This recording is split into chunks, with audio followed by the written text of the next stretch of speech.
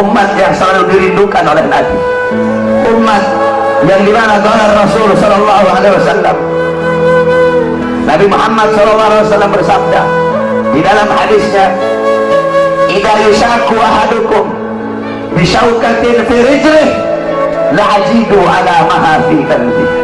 Apa kata Nabi? Andaikan salah satu dari kalian, wahai umatku, ada yang kakinya tertusuk duri, maka pasti kalian merasakan sakit. Rasa sakit yang kalian rasakan itu pun aku rasakan, bahkan sampai ke dalam hatiku. Umat yang selalu dicintai oleh Nabi Muhammad, umat yang selalu diperdulikan oleh Nabi Muhammad.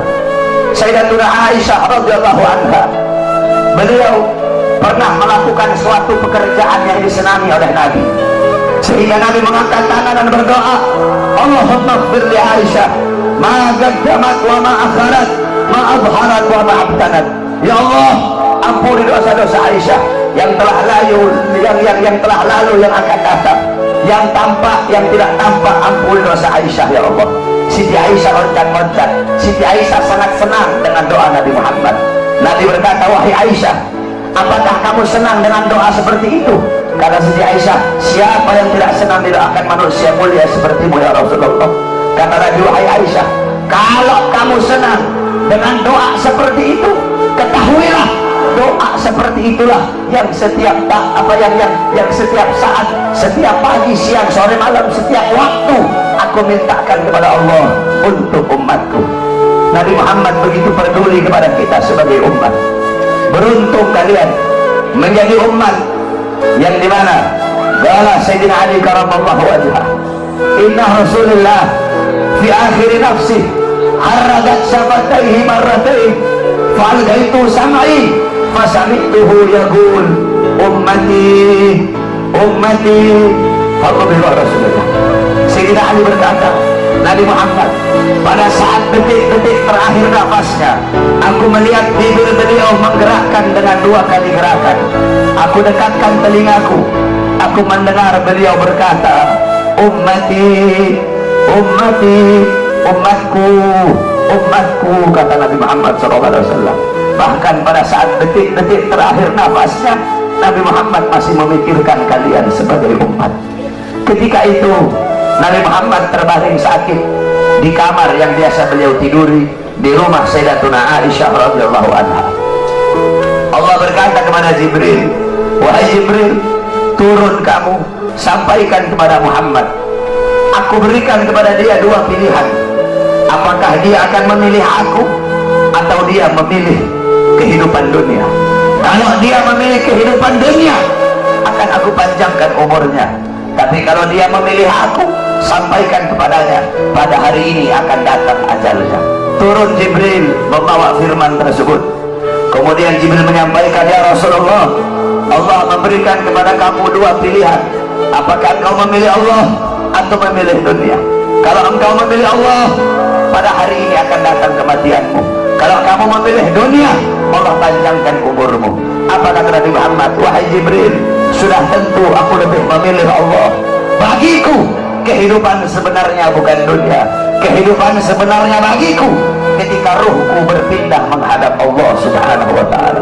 Pergi Jibril membawa kabar tersebut. Kemudian Allah memanggil Israel, wahai Israel, wahai pencabut nyawa, turunlah kamu ke dunia. Pasang muka yang paling bagus, pasang wajah yang paling bagus.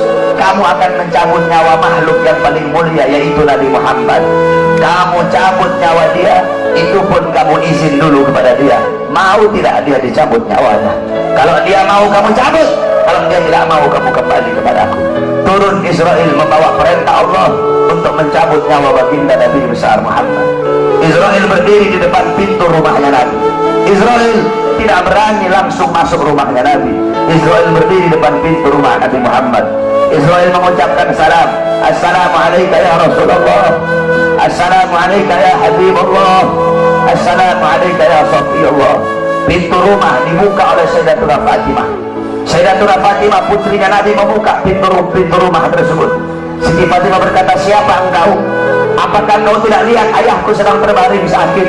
Israel menjawab, aku yang memisahkan anak dengan orang tua. aku yang memisahkan orang tua dengan anak, aku yang memisahkan suami dengan istri, aku yang memisahkan istri dengan suami, aku yang menjadikan anak-anak menjadi yatim, aku yang menjadikan istri-istri menjadi janda, aku yang meramaikan kuburan, aku pemisah antara kehidupan dan kematian, aku adalah Israel. Allah memberikan mandat kepada aku untuk mencabut nyawa seluruh makhluk, dan aku datang ke sini untuk mencabut nyawa makhluk yang paling mulia, baginda Nabi besar Muhammad. Siti Fatimah lari menangis. Siti Fatimah kembali ke pangkuan ayahnya. Siti Fatimah berkata, wahai ayahku, engkau akan wafat. Wahai ayahku, kau akan meninggal dunia. Israel sudah ada di depan ingin mencabut nyawamu ya Rasulullah. Rasulullah berkata, jangan kau bersedih wahai Fatimah. Wahai Fatimah, ketahuilah, setelah kematianku, engkau adalah manusia yang pertama kali akan menyusulku. Setelah kematianku nanti kelak, engkau adalah manusia yang pertama kali masuk surga setelah aku. Siti Fatimah mengusap air matanya. Datang Israel berdiri di hadapan Nabi Muhammad. Israel berkata, ya Rasulullah, dengan segala kerendahan hatiku, aku datang kemari untuk mencabut nyawamu atas perintah Allah. Aku izin dulu kepadamu, apakah kau mau dicabut nyawa? Kalau engkau mau, aku cabut. Kalau kau tidak mau, aku kembali kepada Allah Subhanahu wa ta'ala. Nabi Muhammad berkata, ya Jibril, wahai Jibril, aku belum puas meninggalkan umatku kalau belum diberi jaminan oleh Allah Subhanahu wa ta'ala. Nabi Muhammad masih memikirkan nasib kita sebagai umat. Nabi Muhammad pergi menghadap, Jibril pergi menghadap Allah. Jibril berkata, ya Allah, kekasihmu Rasulullah meminta jaminan untuk umatnya. Apa kata Jibril? Ya Rasulullah, ya Allah, kekasihmu meminta jaminan untuk umatnya.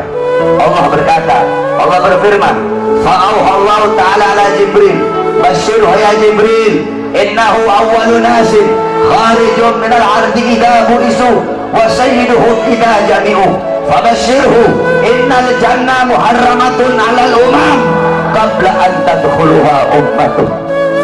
Tadi Allah berkata kepada Jibril, wahai Jibril, sampaikan kepada kekasihku Muhammad, dia adalah manusia yang pertama kali akan aku bangkitkan dari dalam kubur. Dia adalah manusia yang menjadi pemimpin seluruh manusia di dunia dan akhirat. Dia menjadi pemimpin kelak ketika hari kebangkitan. Dan sampaikan kepadanya, jaminan dariku surga aku haramkan untuk dimasuki oleh umat manapun sebelum surga dimasuki oleh umatnya. Turun Jibril bawa wahyu tersebut. Rasulullah berkata, al-an qarrat aini, sekarang aku senang, sekarang aku puas, cabutlah nyawaku wahai Israel. Dicabut nyawa Nabi Muhammad SAW. Ketika dicabut nyawa Nabi Muhammad mendesak. Nabi Muhammad berkata, dicabut lagi nyawa Nabi Muhammad. Nabi Muhammad berkata, Nabi Muhammad merasakan sakit. Di sebelah kanannya Nabi ada sebuah cawan berisi air. Nabi Muhammad meletakkan tangannya di cawan tersebut. Beliau usap air keringat yang keluar dari wajah beliau.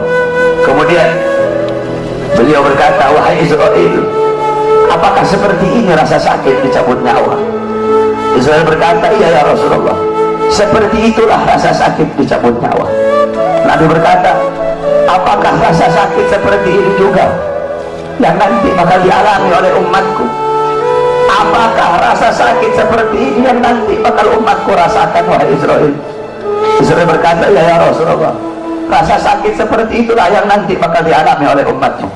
Rasa sakit seperti itulah yang nanti bakal dirasakan oleh umatmu. Mendengar itu Nabi Muhammad menangis. Nabi Muhammad mengangkat tangan.